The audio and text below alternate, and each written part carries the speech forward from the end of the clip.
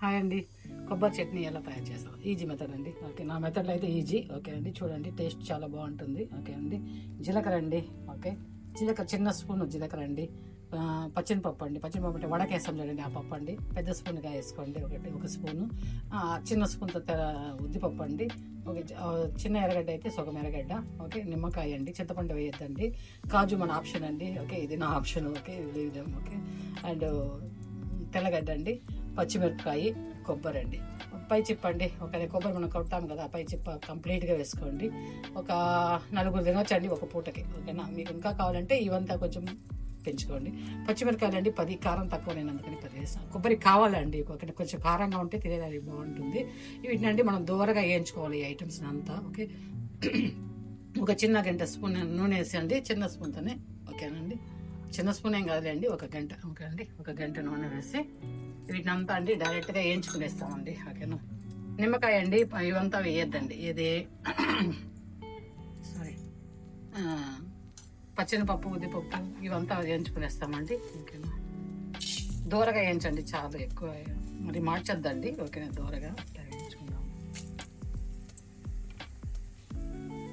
జీలకర్ర కూడా అండి. ఓకేనా,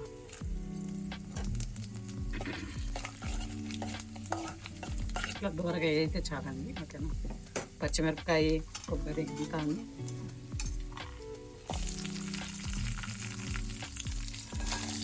ఓకే, డైరెక్ట్గా వేసుకునేసండి అన్నీ కలిపి. ఓకేనా, ఇది కొంచెం జస్ట్ అండి మనకి బాగా స్మెల్ తెలుస్తుందండి, మీకు వేగిందని మంచిగా వేగుతుంది. మరీ రెడ్ రోస్ట్ చేయొద్దండి, ఇంకా మీడియంగా ఇట్లా వేయించుకునేసండి. పక్కన తీసి పెట్టుకునేసేయండి కొంచెంసేపు. బాగా చల్లగా అయిపోవాలండి అది, ఎందుకంటే గ్రైండర్ తీసేటప్పుడు ఇబ్బంది లేకుండా ఉంటుంది. చాలా బాగుంటుందండి కొబ్బరి చట్నీ, ట్రై చేయండి, చాలా బాగుంటుంది.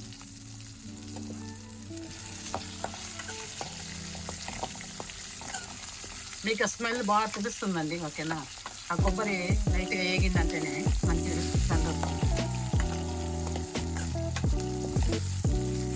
అంతే అండి, దీన్ని పక్కన తీసి పెట్టుకునేస్తామండి. ఓకే, మనకు మెయిన్ పప్పులు అవి బాగా కొంచెం రెడ్ రైస్ అందిస్తారండి. కొబ్బరి ఊరికే వేస్తాం. పచ్చిమిరకాయలు పంటారు, పచ్చిమిరకాయ తొందరగా వేగిపోతుంది కాబట్టి మనం ఎక్కువ టైం తీసుకోవచ్చు. కొద్దిగా కొబ్బరి చట్నీ, కొబ్బరి బాగా కొంచెం మనకి పై చెప్పలో కొద్దిగా రెడ్గా కనిపిస్తే చాలు. అంతే అండి, అండి కొబ్బరి చట్నీ కండి తిరగబాతు. ఓకేనా అండి, నెయ్యి వేసుకోండి, బాగుంటుంది. ఓకే, నా ఆప్షన్ ఉంది నెయ్యి, మీ ఆప్షన్ వచ్చి మీ ఇష్టం. ఓకే, నూనె వేసుకోండి కొద్దిగా చాలండి, ఎక్కువ అని చూడండి. ఓకేనా, ఆవాలు, కరివేపాకు, కొత్తిమీరకి మళ్ళీ వేసుకోండి. దీని నూనెలో వేయద్దండి. ఇది ఒక పచ్చిమిరపకాయ, ఒక ఎండుమిరపకాయ. ఎందుకంటే షో కోసం అండి.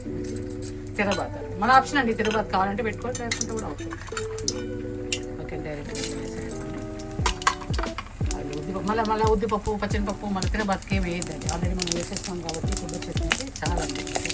పెసరపట్టు లాంటి చాలా పెట్టండి. కొబ్బరి చట్నీ అండి, గ్రైండర్ చేసేసిన కొబ్బరి చట్నీ అండి. ఓకే అండి, కొబ్బరి చట్నీ గ్రైండర్ చేసేసానండి. తిరగబాత పెట్టినా కదండి. ఓకే, అంతే అండి. మనం అన్నానికి. ఓకే అండి, చట్నీ గట్టిగానే ఉన్నాయండి. ఓకేనా, నీళ్ళగా చేయొద్దండి. ఓకేనా, గట్టిగానే ఉన్నాయి ఈ విధంగా అన్నానికి అయితే. ఓకే అండి, ఒక స్పూన్ వేసుకున్నా మనం అన్నం కలుపుకొని తిని చాలా టేస్టీగా ఉంటుంది. లేదు మన చపాతీకి కొద్దిగా లిక్విడ్ చేసుకోండి, దీన్ని వాటర్ వేసుకోండి. వాటర్ చేసుకొని మీరు చేయండి, చాలా బాగుంటుంది. చపాతీకి, అన్నానికి చాలా బాగుంటుందండి. ట్రై చేయండి, చాలా బాగుంటుంది. ఈజీ మెథడ్లో. లైక్ చేయండి, షేర్ చేయండి, నా వీడియోలు నచ్చుంటే కామెంట్స్ చేయండి ప్లీజ్. అందరూ చూస్తానండి, సబ్స్క్రైబ్ చేయండి ప్లీజ్. ఓకే, థ్యాంక్ యూ అండి, మా వీడియోలన్నీ చూస్తాను.